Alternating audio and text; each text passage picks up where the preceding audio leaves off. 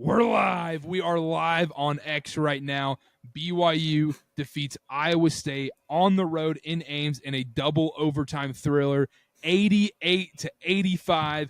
Chase and everybody in the live chat right now and everybody that's listening on Apple and Spotify that stayed up for this game, I know dang well that y'all were standing up for about the entire second half, all of overtime, all of double overtime. Your heart's racing. Get your blood pressure medication. Get your heart medicine. What a freaking game we just watched. BYU goes on the road, commits 29 turnovers in Ames, Iowa, and somehow still comes out with a win against the Cyclones. Chase, initial thoughts? I don't think I can still believe it. Look, we said in the preview, we knew BYU was good enough to win this game. Like, we knew, like, it's a possibility. They absolutely can. We didn't pick them, which we're going to get our fair share of crap in the chat, which we deserve. But that being said, like, I still saw this from BYU, but I don't know if I saw it like that. Considering everything that happened at the beginning of the game, then the last 10 minutes of the game, letting Iowa State back into it and everything. It was the grittiest, most, I can't believe they had the balls, the composure, the wherewithal to stay locked in, go into double overtime after blowing a 21-point lead at Ames, Iowa, a team that was 33-1 at home, top 10 team for the 4 seed, essentially, and come out with a win. Like, it's beyond me. I really don't. Like, I know a lot about this BYU team. I knew they had it in them, but at the same time, seeing it is just crazy. It's crazy. I can't believe it. And shout out Robbie McCombs for this tweet. He said, reminder, Iowa State is fully healthy. They are 19-1 when they have all their guys. The lone loss was a buzzer beater to number 1 Auburn in Maui, and BYU comes in and wins in Ames, Iowa against a fully healthy Iowa State team. BYU wins their 7th straight game, Chase. I'll be honest, man. There were so many different things going on in this game.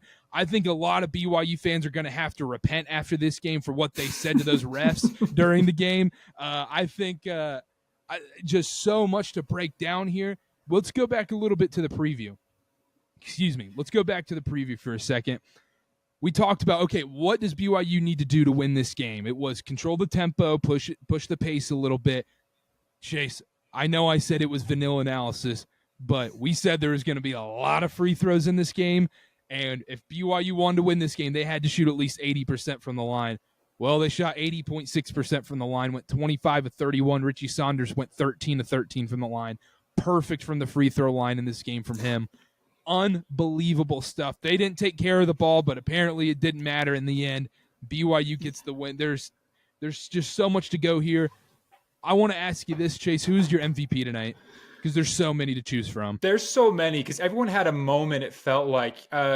As frazzled as Jaeger was sometimes, big buckets there in the overtime, first and second, right? Mm-hmm. As frazzled as Dallin Hall was at times, the turnovers those guys committed. Dallin goes for 20-plus, huge buckets. The FU down 3, right? The FU down 3. That was out there. I was about to call you after that. I know. If you don't know what we're talking about, you got to go listen to the Dallin Hall interview we did just a couple days ago. Put it out. But I think at the end of the day, my MVP is still going to be Richie Saunders after what he did, the way he carried this team, and honestly, just what he did at the free throw line. He was at some moments just tearing Iowa State apart where they had absolutely no answer for him. It was a little off and on, and that's what's the frustrating part is sometimes you're like, why isn't this just happening every time down the floor? But at the end of the day, a win is a win, and Richie was huge. To have the composure to make all those free throws. I mean, 13 for 13 is like crazy. Like, it's hard to do that in an empty gym by yourself. I mean, you just you're bound to miss one every once in a while, but to do it in double overtime, I got to double check this, playing 47 minutes, Karter. Yep. Grabbing 6 boards, having a steal and a block. Richie Saunders was phenomenal tonight. The whole team was. If I had to pick one, it'd be Richie. If you had to pick one, you'd pick Richie. I mean, knocking down 13 of 13 and having to go to him in the big moments, Richie going downhill. that was the difference at the end of those games, whether it was him getting the calls. And he had that open look with the reverse layup right there. It just didn't knock it down. It was a great play design. I think I'll go next MVP, I guess. Let's go Kay Bakeda. Kay Bakeda. When Kay Bakeda was on the floor, this is the case with BYU's last 7 games, and honestly throughout the season, the defense is terrified to go into the paint when Kay Bakeda's in, and his presence was felt so much on the defensive end tonight, and so many big-time rebounds, so many big-time tips, and so many just huge plays by Kaba constantly tonight. And I can't believe Iowa State didn't start the hack of Kata. They even mentioned it on the broadcast at the very end of the game, and then obviously Kevin Young was going to take him out in that spot going offense-defense. But then the next one, man, shout out the guy we interviewed. Maybe coming on Church Ball means you're just all of a sudden going to have great performances because Dallin Hall with 22 points, 7 of 13 from the field, 4 of 9 from 3, 4 of 6 from the line, 3 assists, 5 rebounds. Whew. And he made some big-time plays in big-time moments, and he was cramping. He could barely get through the end of the game, made the big free throw to take the 3-point lead, and just an unbelievable performance by him and everybody on this team. Absolutely. I think going back to Kaba real quick, we'd be remiss if we could spend 30 minutes. The chase down block that he had, that momentum swing, everyone else gave up. I mean, that's enough to make me kind of tear up. Everyone else had given up on the play, and he sprints down there like a gazelle, a 6'8" chiseled, and just blocks it. And at the end of the day, Spatola was violent a little bit. Yeah, call it Kevin Young Hampson. I mean, he's not wrong, but he was late for those guys too. He was like, Kay Bakeda is this Greek goddess. Oh my gosh, Kay Bakeda, I love you. Kay Bakeda is so hot. It was Chris Spatola.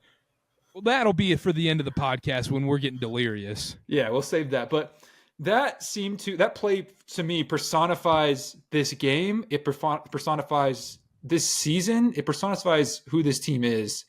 That even when it seemed like, you make the mistakes, you get behind, momentum's not yours. You have every opportunity to quit. Yep. And in that moment, Kay Bakeda didn't. And if you really want to get into it, right, the game goes double overtime. If he doesn't do that, BYU loses. That's 2 extra points for Iowa State. Totally different ball game. But at the end of the day, it's just the hustle, the heart, the grit, the desire to win that has flipped a switch in this BYU team. And just that one play right there. There were so many tonight, but that one to me is, I would say, play of the game just because of the emotional and mental aspect to it all. It just was. And that was a horrific pass by Yegor, and you're screaming, "What are you doing? What are you doing?" And then Kay Bakeda comes down with the chase down block. I mean, that was such a momentum swing right there too, because that building was ready to explode after that, and then BYU would have been frazzled, but Kay Bakeda with a game-changing block right there. And you mentioned it, you touched on it briefly, but shout out Yegor, dude. I know he had a lot of bad mistakes tonight. I'm not going to pretend that didn't happen, but he did knock down some big free throws and made some big layups and big moments when he easily could have just been a shell of himself and said, I'm not ready for this moment. He did have a lot of mistakes. I'm not discounting those, but he made some big moments when he easily could not have. I mean, he knocked down some 2 big free throws on the road after just getting obliterated tonight. Yeah, I mean, that was the story, right? Free throws. We got to shout out everyone. Trey Stewart played incredibly valuable minutes with what he did defensively. Moet Mag was an absolute menace. The things he does for this team are unprecedented. Not an amazing offensive night for him. It doesn't matter. The things that he does, he's so smart, so savvy on defense. In a moment when BYU absolutely needed to, they got it done. Boskiewicz, he even took his minutes in stride. Hit a big jumper. That free throw jumper was massive in that moment. Huge. The second half, 2 of those huge momentum plays were Boskiewicz's free throw jumper right there, and that Yegor cross-court pass to Dallin Hall where he knocks down that 3 at the left elbow. That was 2 massive plays right there. Chase, I think we talked enough about this. Let's get into the chat right now. What do we got? Well, the chat is popping, Carter, and we want to make sure we get to everyone. So if y'all will bear with us, I mean, we got 30-something odd messages here. Our guy Alex Beach says, time to clown your predictions for the next hour. Yeah, absolutely. Look, we were wrong. We deserve it. We deserve it. Our guy Connor Jensen, Go ahead. Shout out Connor Jensen. We did say if BYU won, this is what would happen, and it was kind of other than the A+ game, but they had to make their free throws, and the veterans stepped up. Saunders and Hall had 20+ tonight, and Kaba set the tone. So yeah, we take our laps when we can get them. Our guy Connor Jensen. Shout out to Linfield. Are they the Cats? Something. Yeah. Shout out Linfield. He just goes Cougs. Peter Lewin, holy crap. A little censoring there for the pod. Alex Beach. Also, I really like Dave Fleming for football, but holy bias for the Cyclones. Look, the broadcast wasn't too hot tonight. And it is what it is. I don't know. You can mute him. Yeah. It wasn't the hottest. That's okay. I do like Dave for football though. I mean, he's kind of like the voice of BYU low key. He's just doing these games all the time. I'm notably not a Chris Spatola guy, but we'll get into that later. Yeah, our guy Moose says, heck of a gritty game. I think gritty's the word that defines it. So gritty. Shrimpy Jacks, our guy, says, we had 2 times the amount of turnovers as we did assists, and we still pulled it out. Has to be some sort of record. Yeah, I have pulled up this Arizona State game. They were doing the halftime show. The 29 turnovers from BYU is the most in a ranked win in all of college basketball, and I think it said like 25 years. Just absurd. And to do it like on the road against a team as good as Iowa State's crazy. Jack's hitting this with the Kendrick Lamar, say Karter and Chase. Because again, we were wrong. Nathan Hot Take says, never been happier that church ball doesn't know ball. Confirmed. We deserve it. Although our analysis was spot on, but we were wrong about the score. And then Samar is confirming I did get the name right. So appreciate it. You want to keep going, Karter? Yeah, let's go back to the chat here. We got Moose. He said this will keep me up for hours. How long can you go for this live reaction? Brother, we can go till 4. We can go all night. We're not going anywhere. Shout out. Some of these names get messed up in the chat. It just shows the ats or whatever. So at staff level only. Kevin Young has earned so much respect from the boys. He can pull the lottery pick or the end of the bench for any bad play, and no one bats an eye. This team just really likes each other. And I think that goes back to our Dallin Hall interview when we talked about, okay, what's the key to the 6-game win streak right now? And he said everyone's playing for each other. Everybody truly wants to win. And a lot of times when guys say that, they're just kind of saying that. But you actually feel it with this team where they're not getting down on each other, or they're not getting down on themselves and bringing others down with them. It's, okay, I got to play better. If I want to play, I got to play better. And they are playing for each other and playing unselfish basketball. So shout out the staff right there. Samar, East Coast time got me wrecked, but it's worth it. Shout out the East Coast BYU fans. You guys talk about gritty.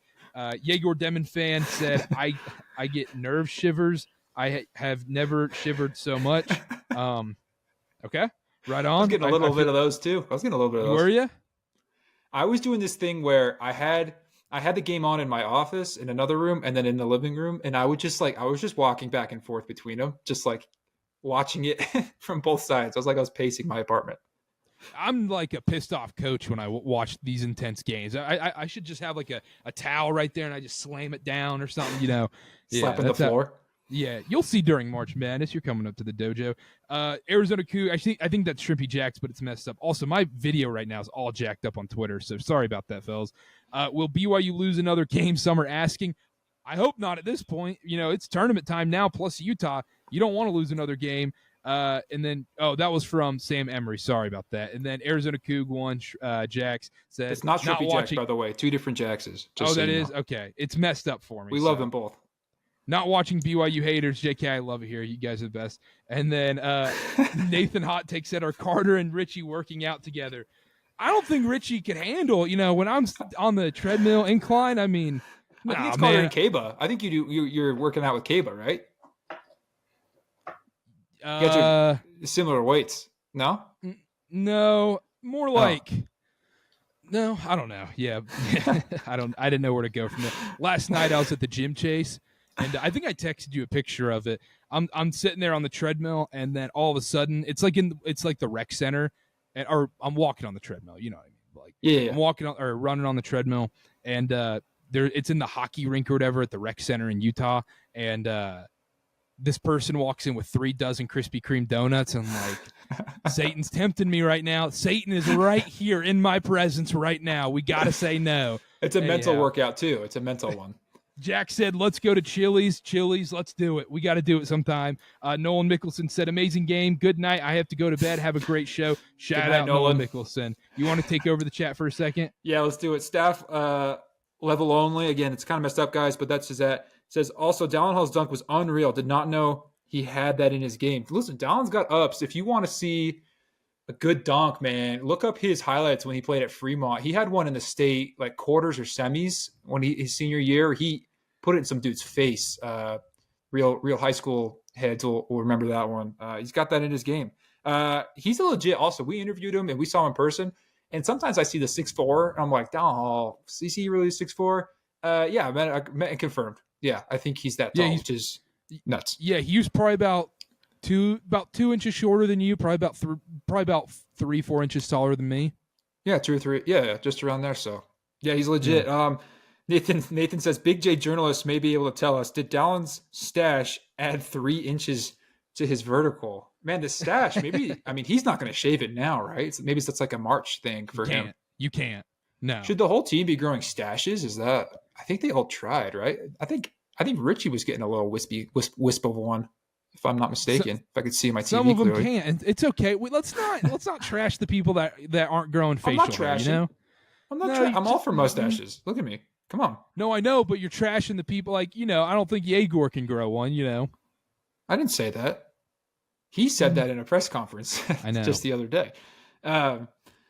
Alex Beach says, imagine losing in double OT and having to live in Ames, Iowa. Thoughts and prayers for the Cyclone faithful. Boom roasted. Although, yeah, I mean, they're defending Big 12 champs, so I don't. And they almost, they went in football, and they're good. And their season's not over. Moose says, KY has done an amazing job with his team. One thing he can work on, though, is working on refs throughout the game. Too many lopsided called games throughout the season. Get in the refs' ears and get your team some calls. Yeah, I didn't have a camera on KY the whole time, but he sure looked like he was talking to them a lot from what I could see. And we've been to these games. We've been to every home game this year, basically. And you can see, I mean, he is always in the ref's ear. It's like Coach K he's a pest in these guys' ears. And man, it seems like he's been able to, kind of work them a little bit sometimes this year. And that's something he's developed, especially you think about since the Ole Miss game. Yeah, I think a lot of the end game stuff, a lot of the clutch, like he's calling timeouts now when he realizes the offense isn't doing what it's doing. And he's able to, he's doing those little tricks where he like ices free throw shooters a little bit, right? And he's doing those really savvy things that you were looking for in a coach that maybe he didn't start out with. He always had it in him, but I think he's just settled in as the season has gone along. And he coached a great game today. The subs were huge. Figuring out the rotation was massive. And like, I can't remember who said like, he wasn't afraid to be like, listen, Yegor, it's not working right now. You're kind of turning the ball over. I got to go with someone else. And having the balls to do that, you're a future lottery pick on your team who's making a bunch of money. And you're like, I got to do what's best to win is insane. Like it's massive. And figuring out like, this is a Caba game, right? Making sure you play the right minutes without letting anyone foul out, even though a bunch of players had 4. I thought it was a masterfully coached game. Let me fly through a lot of these. Or did you have something to say? Yeah. Quick thing to add to that. With all the players having 4 fouls, I thought it was impressive that nobody fouled out. And on top of that, I think that's why we saw BYU, get kind of cooked defensively in that second overtime. 1, they were really tired, but 2, they knew it's like, hey, we got to play super soft defense because they're calling every little thing right now. And we can't touch them basically. And so I thought that was going on in the second overtime. If you want to quickly run through some chats, let's do it. Yeah, I'm going to quick fire these because we want to catch up to live so that we're not responding to stuff that we said 20 minutes ago. Samar says, my language was out of control. Our guy Minty says, we're winning the Natty. Alex Beach says, I'm already in the doghouse with my wife for my behavior in that second half. I think a lot of dudes are. Tell her you love her, Alex, and get her some chocolate. That always works for me. Nathan says, sources say Richie is starting an intramural kickball team that only plays with their hands. I mean, that was, yeah. The officiating, yeah. I don't think I'm going to complain when I just say it. Respectfully, I thought it wasn't great. I think but But it was both ways as well. Just some really head scratchers. I think they missed like some Cava travels and like just some weird plays. That Cava travel was so clear. It was Chris Webber. Exactly. So that's why I'm like, it's both ways. I think that they were just not on their A game tonight. But yeah, in the day. Minty says Chili's on me, Jack. Zach says Iowa State was 3-1 at home the last 2 seasons before tonight. 33-1 at home. Excuse me. Yeah, we read that stat out. Insane what BYU's doing. Jack Carpenter says Dallin Hall grew a stash and turned into Omni Man, just like I said. Shout out the last live stream. LJ77785, our guy LJ says Richie played 47 minutes. Again, we pointed that out. I mean, I don't think we can comprehend how much basketball that is. That is so much, dude. I mean, he's got to be gassed. Crazy. Let's see some responses. Jack Carpenter says, we lost to Utah, and God said, all right, I'm tired of this. Oh, man. That might be a little blasphemous, but I love it. Connor Jensen says, can we talk about the mag foul at the end of regulation? Yeah, another bad call, in my humble opinion. Don't think that should have been a foul. No. Maybe that was God, though, that just tipped that sucker out of the rim, because holy cow, how did that not fall, dude?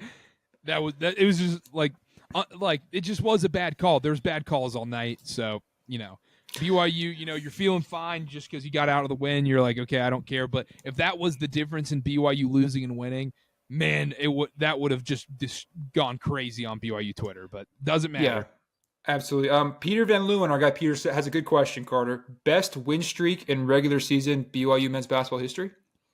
Yeah, what gets better than this? I mean, other than parts of the Jimmer year, but you're beating Mountain West competition. Yeah, that was a good Mountain West that year, but this is Power 5 basketball. This is the second best basketball conference in college basketball right now. You've beaten all the top dogs at Arizona, at Iowa State, Kansas by 34 points at home. The only top teams you haven't beaten in the Big 12 are Texas Tech and Houston, and I think the Texas Tech game, both of those games are going to go very differently than how we saw earlier on in the season. I think if BYU and Houston play right now, I think it's a lot closer than 30 points. Absolutely. Yeah, it makes you think about something like the TCU loss, some of these ones that you're like, this is a totally different team now. Totally different BYU team. And that's the thing, but those are losses maybe they just needed to kick it into gear and up their physicality and focus and lock in more. And then Chase, since really, I know they had that little 2-game skid with Arizona Cincy, but really since the end of the first half with Richie and Mowat in Colorado and the start of that second half in Boulder, it's just been a totally different team. They figured it out that night. Absolutely. That was the point. It was a miserable first, if you can recall, 15 minutes of that Colorado game where you're like, is this the team that they're going to be? Are we going to watch them maybe make the NIT, blah, blah, blah. Big turning point. That's the beginning of the DVD. It's the beginning of the DVD. I said it that night. I said that night. I said, Chase, was this second half the beginning of the championship DVD? Or no, the Utah game would be the beginning because you got to start with the downfall. Yeah. Shout out my guy Grant Farley in the chat at the real Grant Farley FA1. Don't at me, boys. I guess I just added you, but boys, we took both the points and the money line. He took the points in the money line plus 8.5, 9.5, whatever you got, plus 350 on the money line. Shout out Grant, a rich man tonight. We got BYU guy 32 in the chat. KY consistently out coaching the best coaches in the country right now. And what a difference this is, because you wouldn't have said that at the beginning of Big 12 play, if we're being honest. And just the adaptability from Kevin Young and this coaching staff in a game, feeling out, okay, this is what we need to do right in this moment, calling a timeout when it's needed, like you mentioned earlier, Chase, has been huge for this team and has led to all these wins. Samar said turnover Yegor, ... but he did make some good shots. Yep, he made some big plays when it mattered at the end. Jack said not to be dramatic, but I would give my left leg to Mihailo Boskovic. It's not dramatic. Alex Beach said multiple guys playing with 4 fouls for so long without fouling out was really impressive, especially with how tight the game was being officiated. I mean, it was. I think it was tighter than how it was called in Arizona, honestly, man. It was tight. I mean, I think there was how many free throws combined? Let me do some quick maths here. 31 from BYU and 31 from Iowa State. Can you do that math? 62 free. Yeah, just give me a minute. 62 free throws is a lot. I mean, that's crazy. But that's not fun college basketball, man. I don't want to see the Zebras making it about themselves. And we had Jeffrey Heinies Anderson. We should have known, Chase. We should have known. I mean, he's one of the three-headed monsters, star of the show. TV Teddy and Tony Padilla. Oh my! It's like if we get one more guy in there, we got those are the four horsemen, dude. Holy smokes! Absolutely. Our guy Elijah said, "Here's a really good question." He says, "Is BYU's NCAA tournament seed locked in, given they do not lose to Utah? Does Big 12 tournament play factor into NCAA tournament seeding?" And I'll follow that up with Zach's comment because it's super similar. BYU getting a 6? ? I think at this point, BYU, a win like this is their best win of the season so far, in my opinion, because the committee will look at BYU beat Iowa State fully healthy on the road in Ames at this point. BYU's also playing their best basketball at this moment. The only reason I worry about BYU and their seeding stuff is the whole Sunday rule stuff. So that can be such a headache now, especially if they're on the 6 line. Chase, I talked about this with you after our podcast today off the air, but the dream scenario for me now is if BYU can get to that 6 line, we end up getting in a little bracket in Wichita, Kansas, where we get Kentucky as the 3, Utah Valley is the 14, and then in the next game, BYU is the 6 and North Carolina is the 11. That would be just an elite bracket. I mean, that's Hollywood script writing type stuff right there. But back to the bracketology of it, I think BYU is fringe 6-7 at this point. This is a win that really jumps you up a full seed line. They're 7 right now. I'd be shocked if they went all the way to 6, but they're definitely a 7 seed right now. And there's potential to hop up. You never know who loses. And then I do think a good performance in the Big 12 tournament, if they go to the championship game, I think that gets you to the 6 seed, Carter. So, but the issue is the committee really doesn't look at the Big 12 tournament or the conference tournaments really once Friday hits.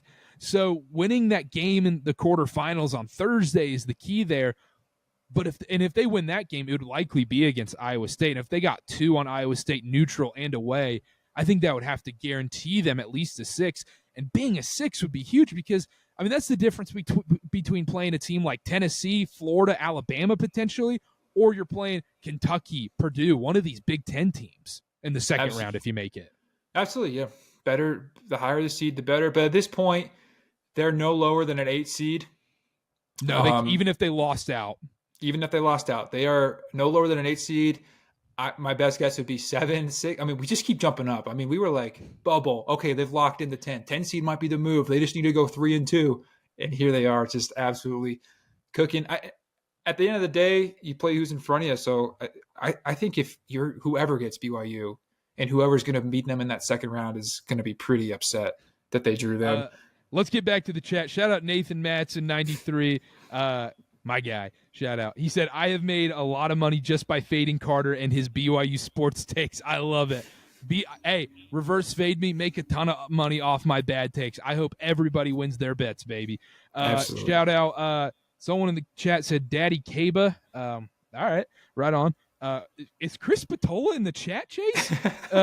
Moose said, dog lineup to get the job done. Hall, Stewart, Mag, Richie, Cada. We win with that lineup in close games in March, 1,000%. When games get really physical and you need guys to just lock in defensively, that's your defensive lineup right there. And it could depend on the bigs situation. If they have 2 bigs, you can bring in Boscovich and move someone out right there as well. So that is a great dog lineup right there. I love it. DAWG, by the way, Moose. Clarkster Stu, shout out him. Great follow. Just getting here. Let's go, boys. The Natty is ours. Duke and Auburn have Auburn lost tonight, though. Big loss in College Station. Very interesting there. I don't think they even dropped from the number 1 overall, though. No. Shout out this guy in the chat. He said, it's madness, I tell you, madness. And then Samar said some serious lessons learned by this team. No better prep for less experienced guys like Yegor to get ready for March Madness. I think that's a great point for him. You know, being able to battle back from all those turnovers in this game and, you know, make a couple big plays at the end there. And going into March Madness, that's the kind of confidence you need in those close games to know, dude, we can do this anywhere, anytime, any place. Shout out Zach Wilson. But they really can at this point. And to play and do that against one of the most physical defenses in college basketball. Like Iowa State is no joke. And they pressured tonight, and it showed. It definitely showed. But you got through it, right? And you're going to be all that much better for it. Because teams are going to scout when it comes to the NCAA tournament. They're going to see the tape. They're going to see, got to pressure the guards, got to get them out of their groove. This is going to be the game plan. So BYU needs to know how to respond. And they did tonight. Got an insane win. You want to get back to the chat? Yeah. Now, Uke23 says, up late here in Florida, my guy. Holy. I'm scared of an emotional letdown versus Utah after this game. Good point. But are we past that, Carter, with this team? Are we to the point where we're no longer even looking at letdown spots? Yeah, I mean, because the next game's Utah. Big 12 tournament's all kind of gravy, really, if we're being honest. And then going into March Madness, there's no such thing as a look-ahead game in March Madness. If you're anyone but a 1 or a 2 seed, to be honest, maybe even a 3. But Chase, is there an issue with my audio right now?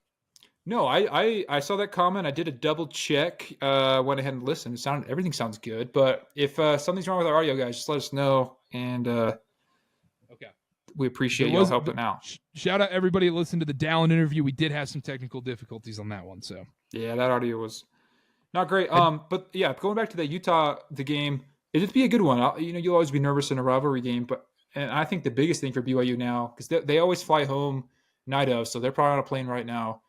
It's to get rested. I mean, guy like Richie Saunders playing 47 minutes, like all these guys, you could tell were just gassed. Take a breather, get healthy, get rested, and then just get ready to get back to it. Let's keep going here. Y'all have clearly never been to Ames, says Alex Beach. It makes Laramie look celestial. I've never been to Ames, but Laramie is the pits, dude. Yeah, I've been to Laramie a few times. I've driven across country from Carolina to Utah. Feels like 6 or 7 times now, but I always go through Kansas, and I've complained about, well, not even Kansas. Eastern Colorado is the worst part of that drive. Yeah, I mean, that's basically Kansas at that point. It's all Kansas. Canorado, shout out Hayes, Kansas. You can't shout out. Clark Stew says, we surpassed Iowa State tonight as the best football, basketball combined school in the Big 12, the conference that runs through Provo. That's big talk, Clark. But yeah, they might. I mean, at this point, you're the best combined football, basketball, top 4 in each conference, in each sport. I mean, I don't think that anyone has that beat. Probably not. Yeah. It's probably close. Yeah. Crazy to think after where we started. Like that point. Yeah. Jack Carpenter says the villains out west. Jack's been pushing this. What Dylan Brooks wishes he was. Dylan Brooks is pretty good at being the villain, man. Barnum Todd says it was very one way, talking about the officials. And then Mindset Paul 707 says, is this win bigger than the Kansas win? Absolutely it is. Yeah, it is, especially when you talk about the season and everything. And I've been high on that Kansas game just because, like, what it means as a program to go in and beat a blue blood by 34 points. But this Iowa State team, fully healthy, like we've mentioned, 19-1, only losses to it on a neutral court in Hawaii against Auburn on a buzzer beater. And you go in and BYU controlled the majority of that game tonight. I mean, that's the best win of the season. And we keep saying that, or this is the best win, but it's true. It's gotten better each time. Kansas, Arizona, and then now Iowa State. Yeah, they keep building on each other, and this was the toughest part of their schedule, and they're running the freaking table. It's crazy. Thomas Rockwood says, are we a 7 seed lock now? We kind of talked about that. Again, like we're a little bit late in the chat. That's why we're trying to do this catch up. I wouldn't say we're locked. BYU, that is. They're locked into at least an 8. Right now they are a 7, barring what can happen here at the end of the season. But they've locked an 8 seed at least, I would say. And I think the 6 is extremely real. Absolutely, I agree. Our guy E-Dub, eWin24 says, boys, how about those Cougs? Where does this win rank in all-time BYU basketball history? I'd have to do some thinking and researching. I don't want to misspeak here because, you would like. There's a lot of big wins. you think about the San Diego State games and those. Oh my, yeah, and then the Gonzaga wins. The one thing I'll say about this win, it's the biggest win with stakes involved. Like there was something here. The Gonzaga's wins, amazing, incredible wins. And they were just more like they were really awesome to have. They did help with seeding, right? Your resume and all that. This was for essentially the 4 seed at the end of the season. And I feel like this just had the most stakes as far as even those San Diego State games, they were big for Mountain West stuff, conference winner, regular season conference winner, all that. But at the end of the day, BYU's never had stakes like this, aside from playing in the NCAA tournament, and then performed like this at the same time. I wouldn't say it's the very best win because there was better and maybe higher ranked opponents that they were able to take down before. But this is up there. This was an amazing win. For sure up there. Yeah, absolutely. Let's keep going. Michael Jolly 36 says rebounding is going to be the reason we make a run in March. I love this team. Absolutely. We didn't even talk about it enough. We can never talk about it enough. The things that Kaba and the whole team was doing, they kept in overtime. They limited the second chance points so much, Carter. They did not allow Iowa State to get offensive boards. And on the other hand, Kaba Keita had, I think it was 9 offensive rebounds tonight. 9. And they were so timely too. It wasn't just, and they were in big moments where, it relieves so much pressure and go, okay, let's reset, get a good play, get a good shot off, get to the basket. And Kaba Keita, man, what a night for him. And we talked about this already, but just such a big night for everyone, from the players to the coaching staff to going into this game. I mean, they were a 9.5-point dog going into this game, win outright. They were an 8.5-point dog going into Arizona, win outright. This is crazy stuff here. 7 straight wins, and you have a chance to make it 8 on senior night in Provo against your arch rival right now. 13-6 in the Big 12 conference right now.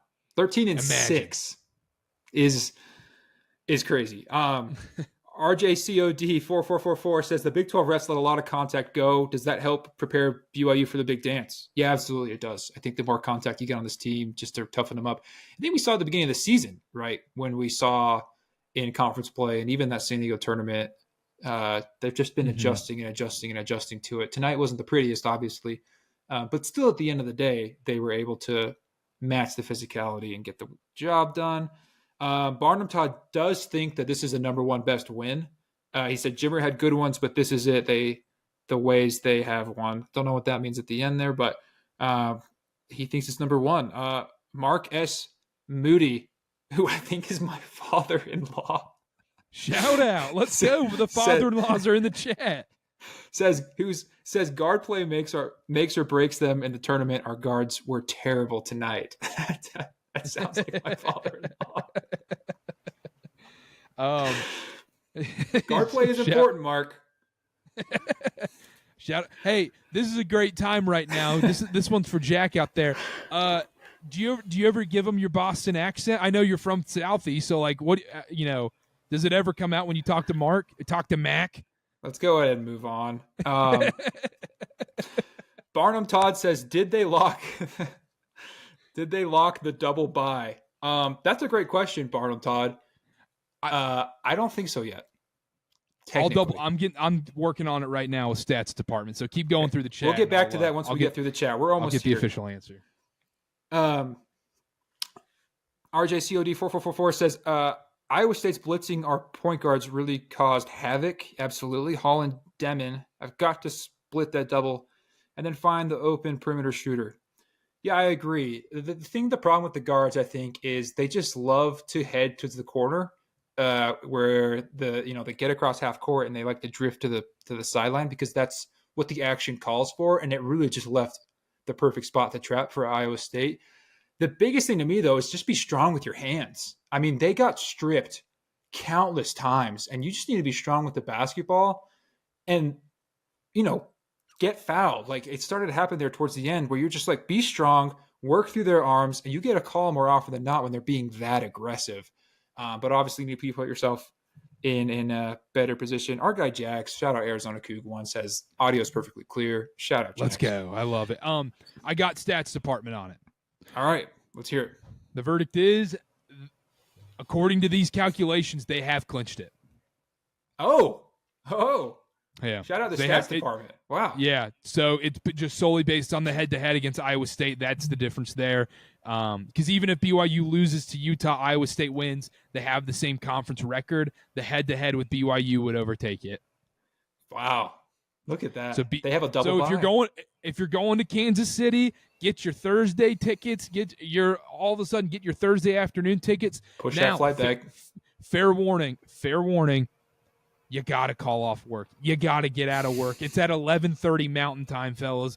Or no, 10:30. It's at 10:30 Mountain Time, 11:30 Central on Thursday next week at the Big 12 tournament. So be prepared. Cancel your meetings. Call in sick. Get some COVID that week or something.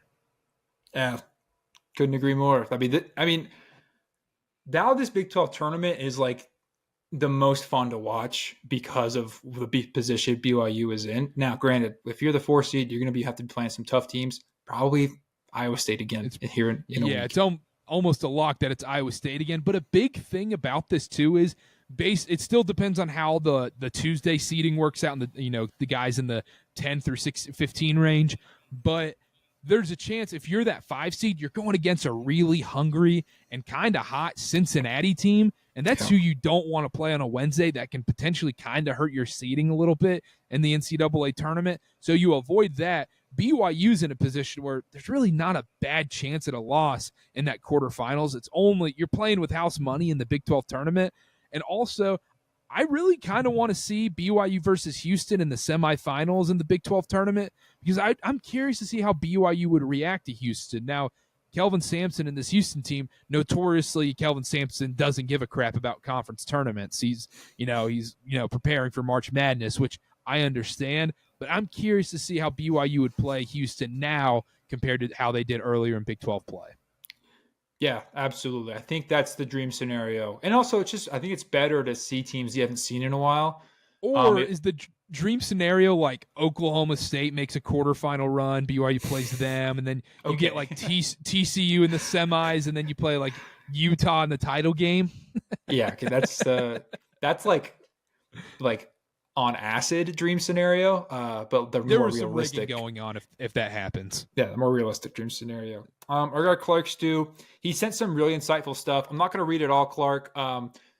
But if you're in the chat right now, I do think he makes some really good points. What he's basically saying is he loves how this team's responded to the weaknesses. And he makes a good point here where on nights where they're not shooting well, they do other things really well, right? They were bad from the free throw line just a couple nights ago, but they were able to make it up with their defense and three-point shooting. Tonight, turnovers, but they shot amazing from the free throw line, right? And I think he makes a great point about covering up. He calls it their weaknesses. What's funny is how it seems to be something different every game. And how we get in this point where it's like, okay, what's it going to be tonight?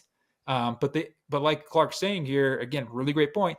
They make up for it almost every time, and they find a way to work around it. And it just shows that they can win in so many different ways, which is what elite teams do and what you need to do in March. Yeah, and Kevin Young said it 1,000 times in his press conferences recently. They're not a one-trick pony. They can score and win in many different ways. And I think it really all goes back to what you said after the Utah game at the Huntsman Center, where Utah wanted it more. You could just feel it in the building that night where Utah was hungrier and that kind of stuff mattered. Every single night of these last 7 games, you feel like BYU wants it more on that night. And BYU's hungrier and BYU's going for it more. And that kind of stuff on top of the talent they have and on top of that, they can score in many different ways. I mean, it is such a contrast to last year's team who truly was a one-trick pony. They could only shoot threes, and this team can beat you in so many different ways, and they are dangerous when it comes to March Madness, man. Absolutely. And that confidence, that like just desire to win, that makes up for the crap. That makes up for 29 turnovers. It's because the K-Bup play, he freaking wanted it more. Like he was going to go down and block that shot and not give up a free points. Those things make up for those mistakes. And Dallin Hall said it in our interview with him when we asked him what's been the key to this win streak. He says it's been our mentality. It's been our effort and our attitude and bringing it on the road. And so absolutely great stuff from Clark there. Shrimpy Jacks says, are we sure that our starters are going to play Saturday? Like we don't need them to. Maybe resting is a good option. I think it's a great point, Strippy Jacks. How about you ask them if they want to play on Saturday? I think If you'll you just get a laugh in response. go back to the Down Hall interview when I asked him how bad do you want this Utah win, he caught himself in the first part of that question, man. He wanted to say a lot more. He caught himself. Yep. He's trained in PR, man. The other thing is I'm curious to see if Kevin Young does like a Roy Williams where he starts like Jared McGregor for the first couple minutes, or like some of the seniors just for the first couple of minutes, like end of the bench guys and whatnot. Absolutely. Hopefully they have the opportunity to play everyone in that game.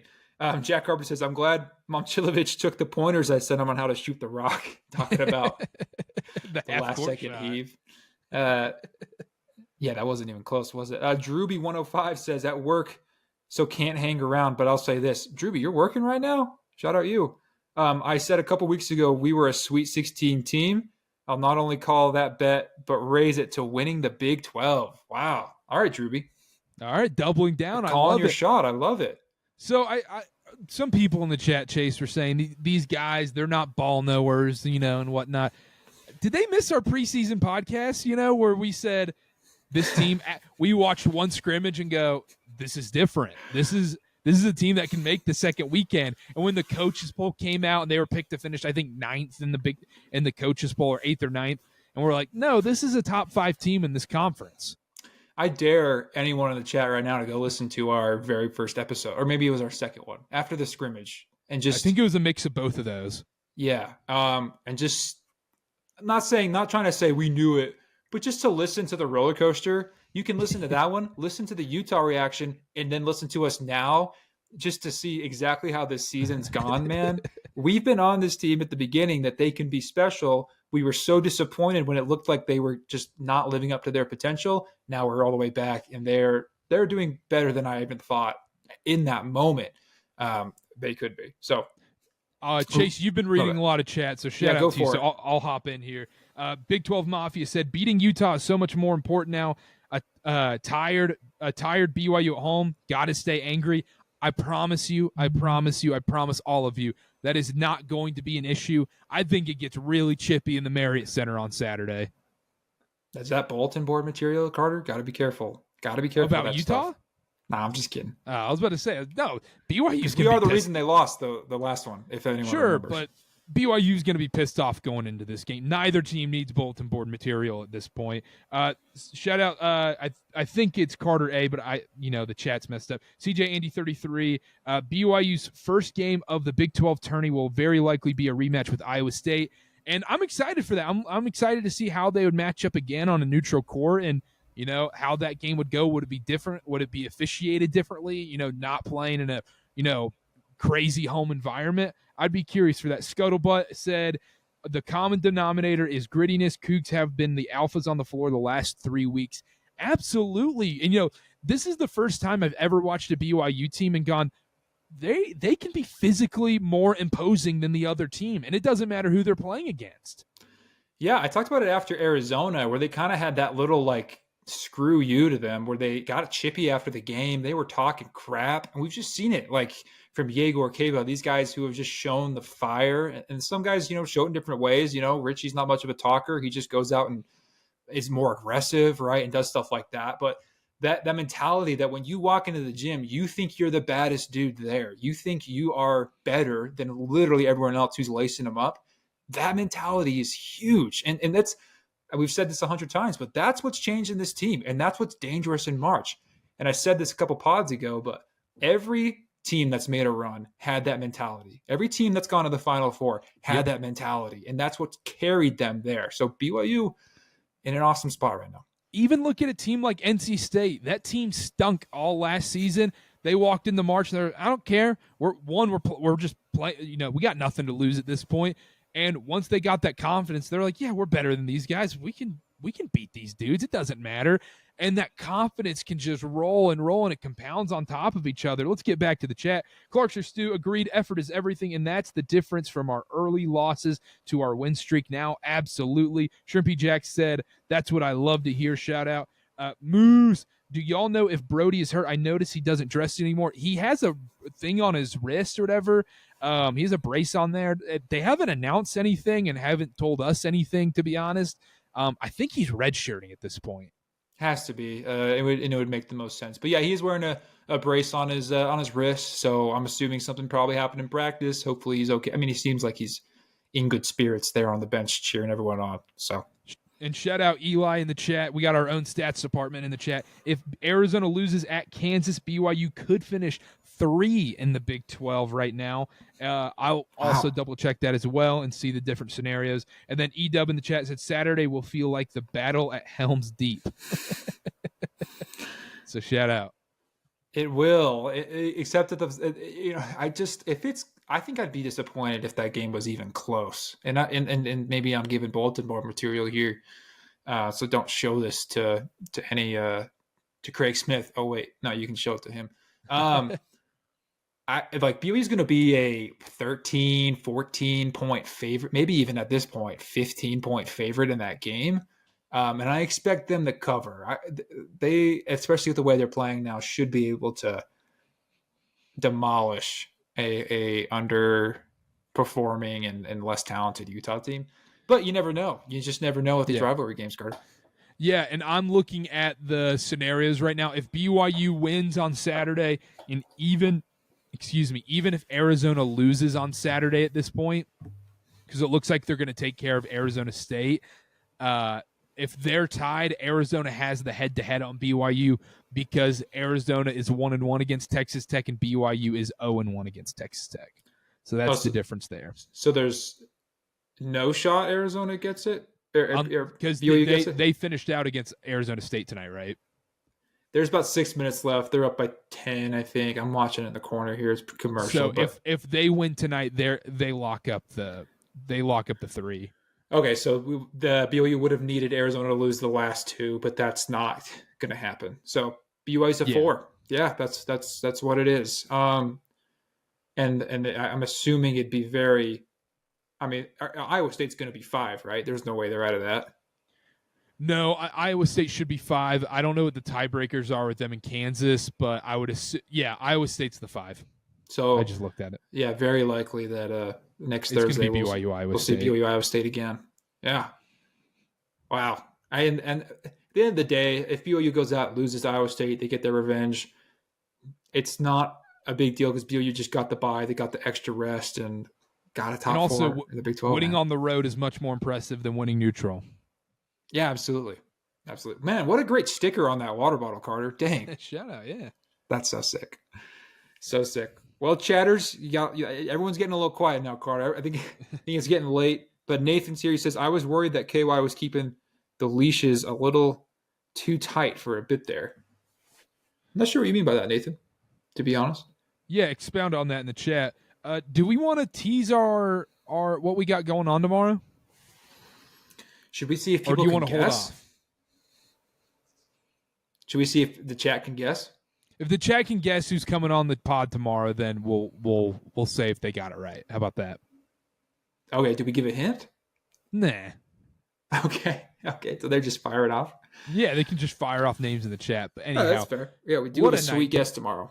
What a night tonight, man. What a night tonight. Unbelievable. Big 12 Mafia said, one last time, BYU zone defense is elite. Really, Big 12 Mafia? He likes the zone defense. I think there's times when I do really like it, but I think more often than not, zone is just an inferior defense in general, especially in college basketball. Because in pretty much any zone, as soon as you get into the middle, it's barbecue chicken from there. So don't tell Jim Boeheim. Don't tell Jim. Yeah, exactly. So I think if BYU, I like when they do it out of bounds plays. It just kind of trips up the other team. It's kind of a junk defense. But I think at the end of the day, man's the way to go. But who knows? We may see. We did see just a smidge of zone tonight. Don't know how well it worked. I'll have to go back and watch the tape. But we're getting a lot of guesses here, Carter. And what do you think? I think. Well, have we been leaking insider info to one person here? I haven't. Jack said Bryce Young. that would be the best interview ever. I mean, would it be the best interview ever? Bryce Young?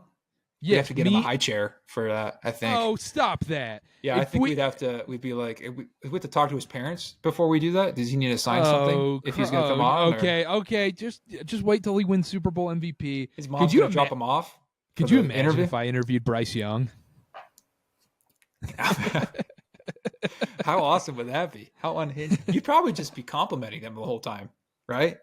You wouldn't even be like, yeah, dude, I really believe in you, dude. Like, I really think you can make it. He'd be like, as someone who likes to, call themselves a big J journalist like myself, who's completely unbiased in all my takes, I would try and get dirt on the Teppers. I think that would be my game plan there, and just be like, hey, what's going on with the Teppers? Even though Carolina kind of turned it around. Shout out Dave Canales. But anyhow, not a football podcast. Shout out Big 12 Mafia in the chat. Rewatch the last 4 games. West Virginia couldn't hit anything. One example. Great show, guys. The defense was the difference in the first half tonight as well. It was swarming in that huge run. Arizona State couldn't get anything going. It was a tale of 2 different parts of the first half, really, where BYU was getting swarmed, and then BYU somehow flipped it when they started pushing the tempo and getting Iowa State out of what they wanted to do. Chase, do we tell the people what's going on? I want to give a hint. I want to give a hint real quick. I think this is a decent one, all right? And then let's see if people can get it, because I feel like this is like good enough. If you're a ball knower, you'll know. Okay, it's an old player, all right, and this guy only played though. Not old, but a former player. This guy only played 2 seasons for BYU, but they were 2 years apart, and only the 2 seasons. But he's a household BYU name. All right, now I think people will get it now. Let's see Jamal if they Williams? Play more than 2 seasons. Yeah, I was trying to do the math in my head. I was trying to think of someone that played 2 separate seasons. Nathan did expound. He says KY switching people out on 1 or 2 bad plays potentially made every player a little too nervous that they weren't playing perfect. I think it's a good point. I did notice, like, I don't want to call anyone out here, but like Dawson made a bad play, and Richie Saunders had been on the bench for 20 seconds, and KY immediately was like, Dawson, you're out. Richie back in. I'm not slamming on Dawson. I don't think that's exactly what was going on, but that was the right move. It was, and he was more willing to quickly go through rotations because he's like, I need to get this going right now with the right guys. There's no time to figure it out. So yeah, there was no margin for error in this game tonight, and part of me thinks he's like, wait, did I actually take Richie out right there? I don't think I meant to, and just threw him right back in there. But I thought that was the right move. I thought Richie had to get in there immediately. I don't think he should have been out in that moment, and clearly they agreed. So yeah, absolutely. People in the chat, Carter, I do have this pulled up, guys. I've been a little distracted reading y'all's stuff and talking to y'all. Arizona only up 3 now. Arizona State rivalry game down there. If you don't have that pulled up, Carter, we'll do a little watch along with y'all. Yeah, we can do a watch along because this is right shaping up to be a pretty sweet game. At the same time, yeah, there's a shot here, Carter. There's a shot. Jack, I'm going to ignore that comment. And what did he say? Nothing. Someone did guess it. So do we tell them? Do we tell them what we got going on? What we got cooking tomorrow? Yeah, go for it. All right. Well, shout out. Hey, everyone knows Chase is from South. Everyone knows Chase is from Southie. Yeah, he's the human Matt Damon. He is Matt Damon. He is Goodwill Hunting. How do you like them apples? How do you like them apples, guys? All right. Chase, do you have to go see about a girl? Chase, tell me about the socioeconomic modalities of the southern colonies. Dude. Yeah, after I get some Dunkin' Donuts, I will absolutely tell you. Oh yeah, you probably read some. You probably read some God. You probably read some God and Wood. Yeah, exactly. Go down to the God and watch the Celtics game. Yeah. That was not Boston at all. Okay, so Jack kind of spoiled it, so I'm not going to give him credit here because he's a little too in the know. But our guy Edub got it right. Eric Mika is coming on the show tomorrow, guys. We're absolutely stoked about it. Moose got it too as well, so shout out. Shout out, Moose. Absolutely stoked to have Eric Mika on the show, previewing Utah, and also talking a lot of other stuff too, not just a Utah preview. It's going to be absolutely sick. Like one of my favorite BYU players of all time because I played big in high school the same time he was like playing for BYU. And so I watched so much Eric Mika and tried to, watch the film, get my game like his. So we're stoked. It's going to be awesome. Yeah, I thought you're more of a Corbin Cathusi kind of guy. It's probably more who I played like. Him and Matt Carlino too was who I was really watching, to be honest. Yeah, shout out Matt Carlino. Yeah, shout out. Let's see, ASU now down 5. I mean, there's still 5 minutes. I mean, anything can happen in this game. But Arizona, they're hitting free throws right now. I'll go through the stuff real quick. If there's more chats you need to answer, I'll go through the scenarios super fast. Yeah. Let's see. Nathan he says, I noticed that exact kind of switch a lot during the Iowa State run in the second half. Yeah, I did too. And so I think you got a point. Short leash is tough to say. As a player, you hate to feel like that, like one mistake and I'm out, because that just creates a bunch of nervous tension. Mm-hmm. And instead of playing loose and free, you're just playing not to screw up. And that's not the way to play basketball at all. So I think what you're saying, Nathan, I think this is a good point, what KY has done a good job of, is keeping guys accountable while also letting them play their game and subbing them in and out at the right time. Jack in the chat said, yo, pause. I had no idea y'all were bringing him on. I'm telling you, I'm not leaking that much inside info to Jack. I did leak the Dallin interview, but that was for business purposes only. All right, Jack. All right, I got stats department on it. If Arizona does lose this game and they lose to Kansas and BYU beats Utah on Saturday, BYU will be the 3 seed in the Big 12 tournament. If Arizona loses this game? Yeah, and then if Arizona wins, I think they guarantee themselves the 3 seed. So, all right, well, because they have the tiebreaker over BYU. Yep. Yeah. Okay. Yeah. Well, let's see if ASU could pull. They're down 9. They're down. It did not take long. As soon as y'all brought it to attention, guys, that Arizona went on a run. Yeah, so, maybe I won't watch along to this game. Yeah, that is kind of on the chat for that one, guys. The people are stoked about Mika. I'm so stoked, dude. Edub says to mention the St. Mary's choking taunt. You remember that, Carter? You familiar with that? Yeah. Maybe we will. I mean, who knows? We like to keep our interviews a little different, a little fresh. Could be fun. Nathan said in the chat, 100% appreciate the accountability. Was worried KY got a bit heated and wasn't making the right calls on every switch. Interesting. I mean, there was points, man. What's funny about KY that I really appreciate, and what everyone says they love about him, is how real he is. And he wears his heart on a sleeve, man. Like in press conferences, interviews, he's very like, everything's right here. I'm very like nonchalant. He talks like just so monotone and here and doesn't show any emotion. On his coaching, man, it's completely different. I've seen him sprint down the sideline and high five courtside fans along the way. Like he just gets so fired up. And there's moments where you just saw him just absolutely pissed off at his guys and just screaming and not at them, but just more of just like, he shows a ton of emotion during the game is what I'm trying to say. It's funny, the dichotomy of it all.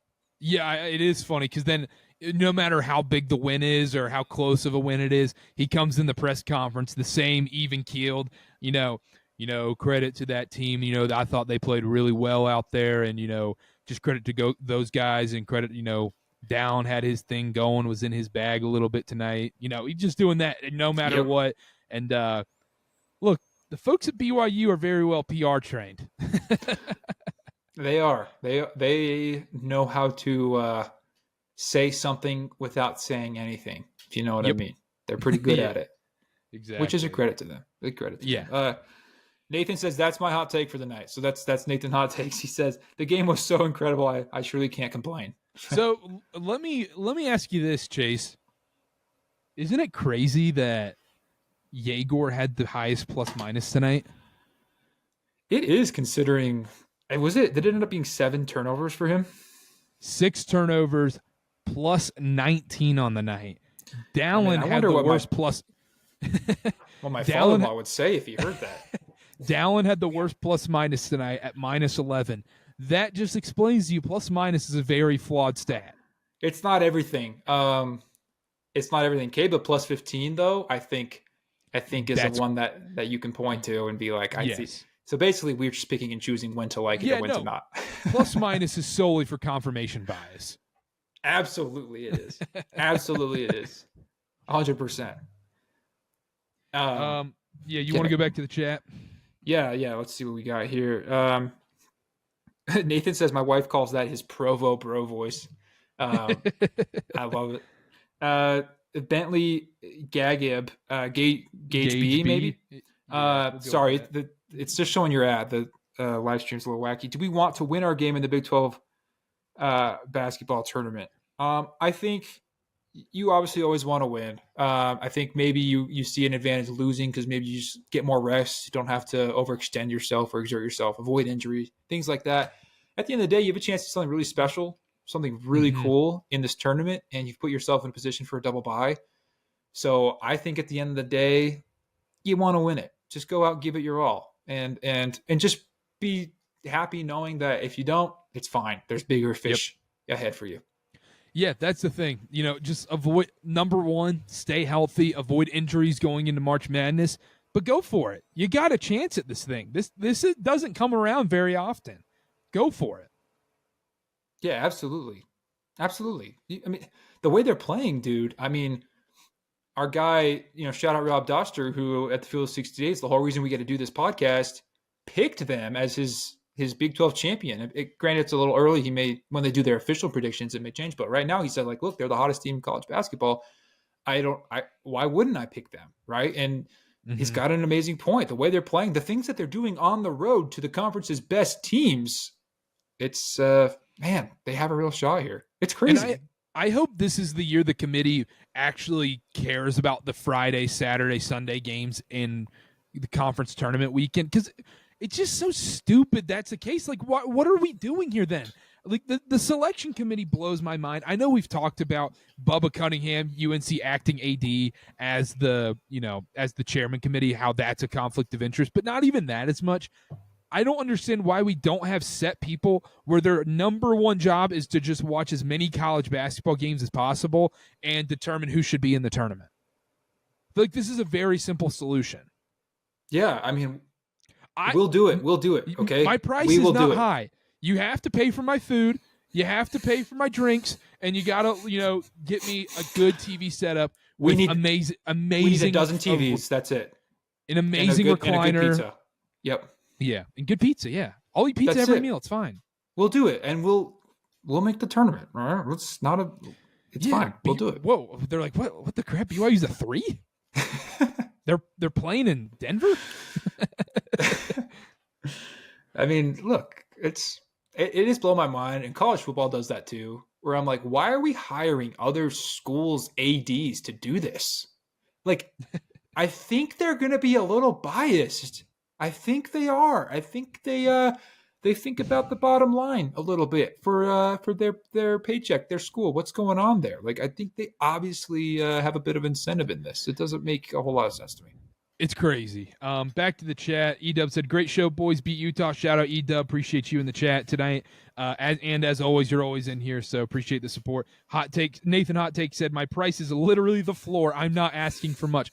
There are thousands, if not tens of thousands, hundreds of thousands of men out there and women that would sit there all day and watch college basketball and just sit there and watch college basketball to make the tournament. Just hire us out.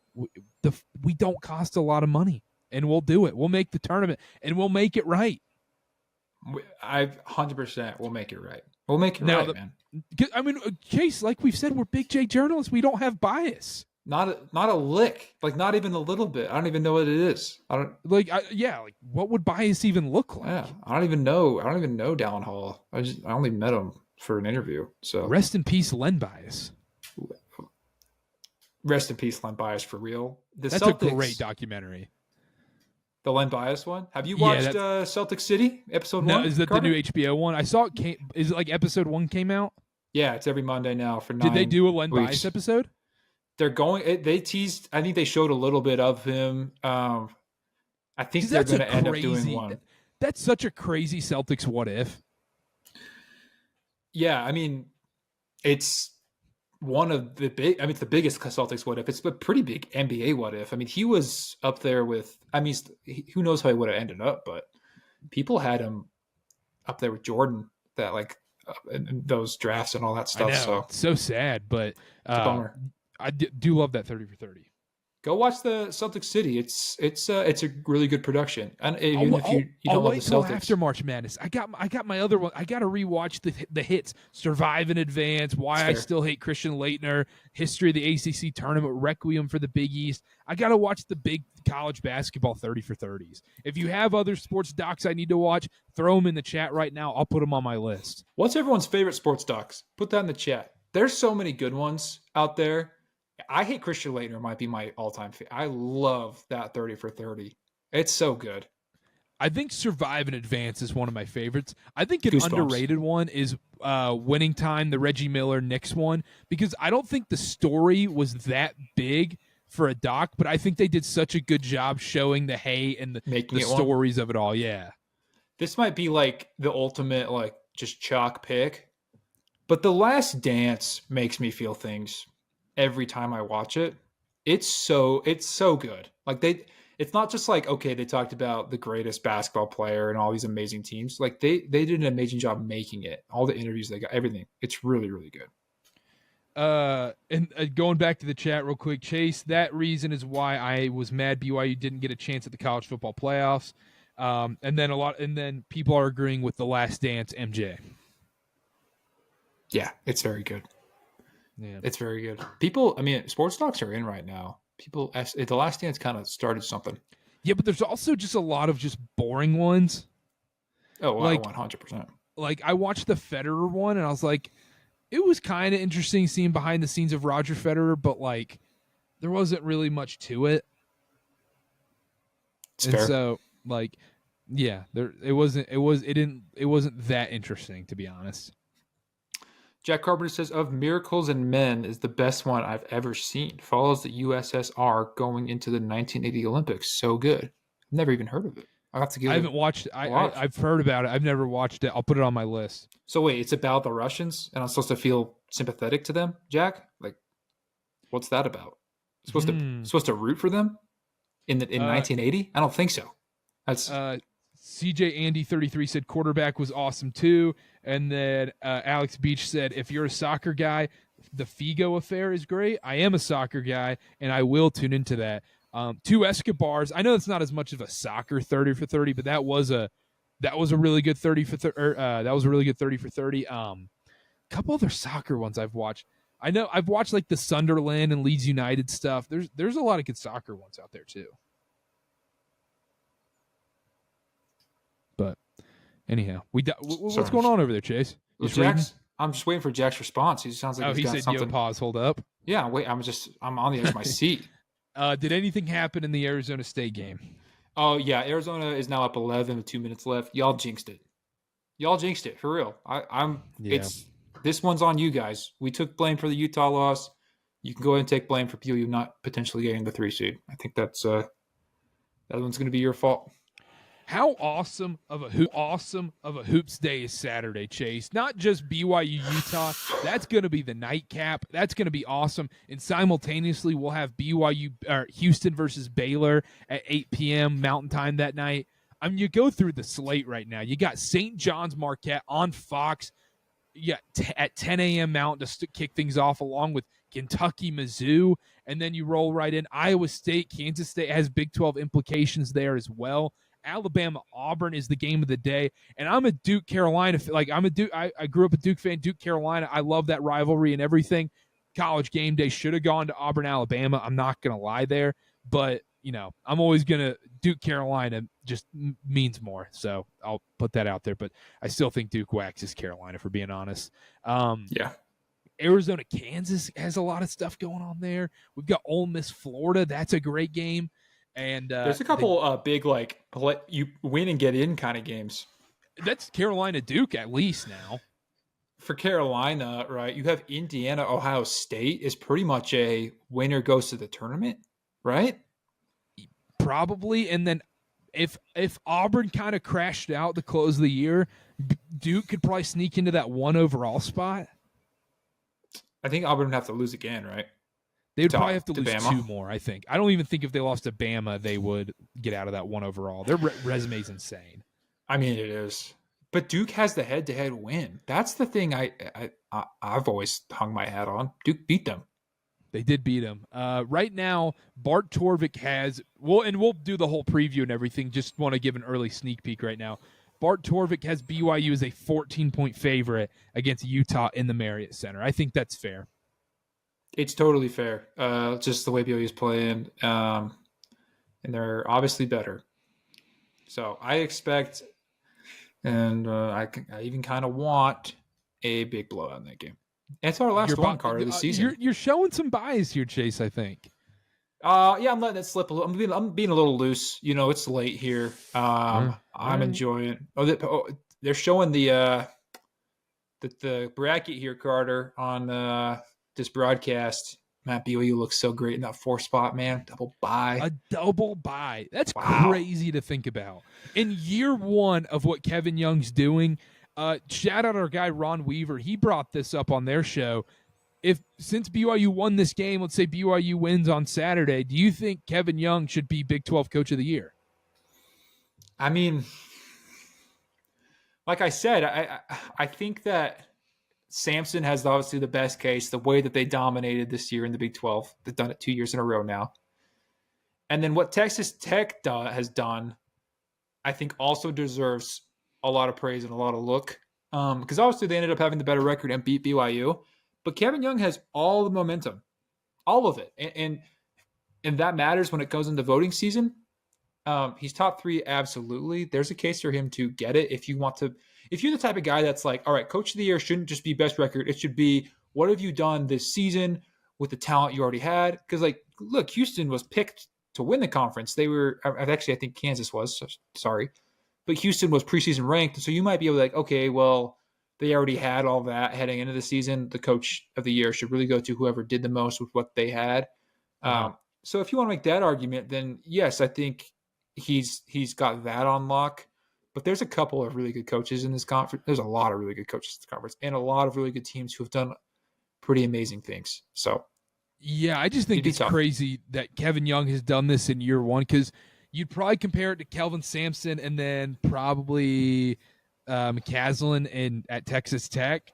But the one thing with those two guys is I know they lost Jamal Shedd and Houston still wins the league, and he'll probably get it. And look, if any of those 3 guys win it, I wouldn't be upset. They all deserve it, in my opinion.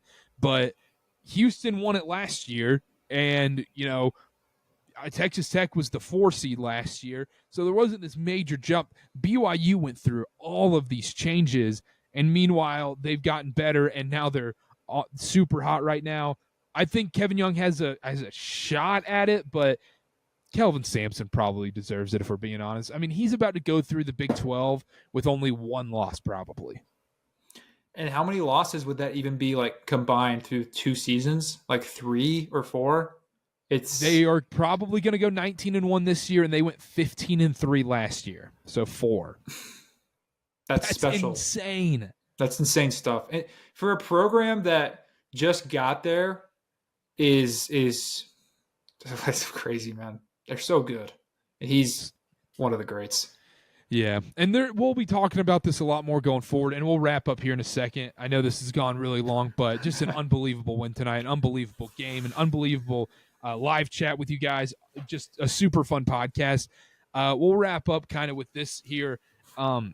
Man, how much more fun is this going to make this off season and going into the AJ DeBanza season and the hype around that? The hype around BYU football and basketball going into next season is going to be unbelievable. And that could be a bad thing historically for BYU, but this is a different era of BYU athletics. It really is, man. And it's going to be it's going to be the funnest offseason of all time. But you better enjoy it because with big expectations comes big disappointment, And trust me, yeah. I'm not going to be, I'm not going to try and be a super pessimist here, but BYU's got a lot to live up to next season in both sports. We're obviously talking hoops, but the people that BYU's going to get to play, the games that they'll be featured in, they'll be preseason ranked and all that good stuff. They'll be picked top 4 in the conference, and AJ will get preseason accolades and all this fun stuff, man.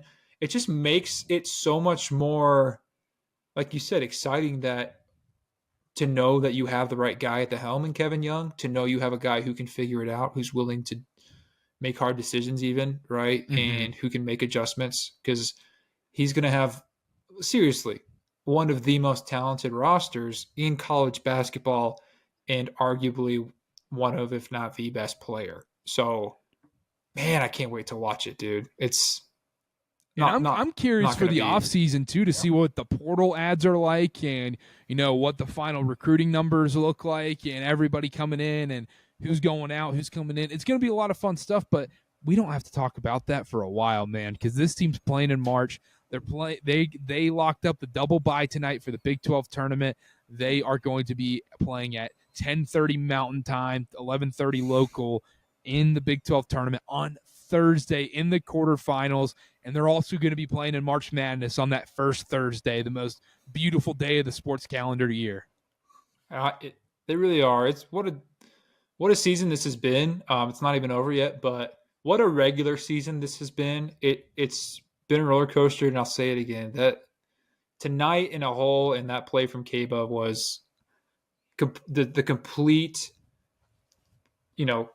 personification of what this team's all about, and it's been fun to watch. I can't believe they just beat Iowa State in Ames, dude. When you think about crazy. Everything on top of it, too, the fact that they blew a 21-point lead and they had 29 turnovers in this game and they still came out with the win, and Iowa State had the ball to win it at the very end of the first overtime, and they still won this game. It's just unbelievable stuff. It's the makings of a really, really special season and a team that can do really special things come March Madness.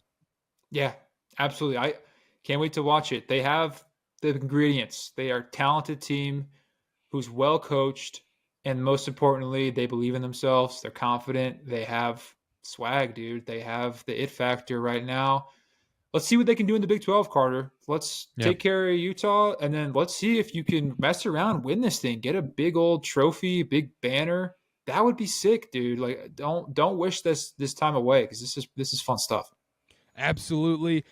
We will be back. Like we said, we have our Eric Mika interview. That'll be out next. It'll be a mix of a Utah preview and an interview on that. So stay tuned for that. That'll be out Thursday. We'll put out the times and everything on social media tomorrow. So follow at ChurchBallPod on everything, at CarterBA, at Chase_Rogers0. Go follow on there. If you're listening on Apple, Spotify, leave a 5-star review and hit that follow, subscribe button as well. Really helps us out. Go watch us on YouTube, Field of 68 Podcast Network. All of our stuff on YouTube, on the video, will be on there as well. Check out all the Field of 68 stuff after dark and all that good stuff. If you're into the national college basketball scene, check out the CarterCast as well. We'll be doing college basketball stuff as well. Chase, you'll be doing some of the March Madness shows? Absolutely. I'll be there in the dojo, so I might hop on the mic and we'll see what we can do, man. We cooking up. We'll be smell like dudes. It's gonna be awesome. You're gonna welcome to the experience. It gets intense. So cannot wait. Shout out everybody in the chat tonight. Nathan Hot Takes, go Cougs. Jack said, boys, looking forward to the Eric Mika pod. That's gonna be a fun one. Very, very excited about that one. So subscribe, follow, do all that good stuff, and we will be back for the Utah preview with Eric Mika, and we will be live in the Marriott Center for the last home game of the season. If you see us there, come say hi, and we'll give you a church ball sticker or something else, whatever. And, thank you guys so much for following along all season. It's been unbelievable. Chase, anything else before we go? Love you guys, and, man, let's keep going. This is March, guys, and it ramps up for college basketball. This also ramps up for us, so make sure you follow along. We're doing tons of crap, lots of content, lots of pods, so can't wait to enjoy the best month of the year together, guys. And if you're going to the Marriott Center on Saturday, be loud. It's going to be crazy in there. Make it the best environment of the season because it's the last one. So make it count. Very excited for that one. We'll be back. Eric Mika pod coming out Thursday, and we'll be live at the Marriott Center right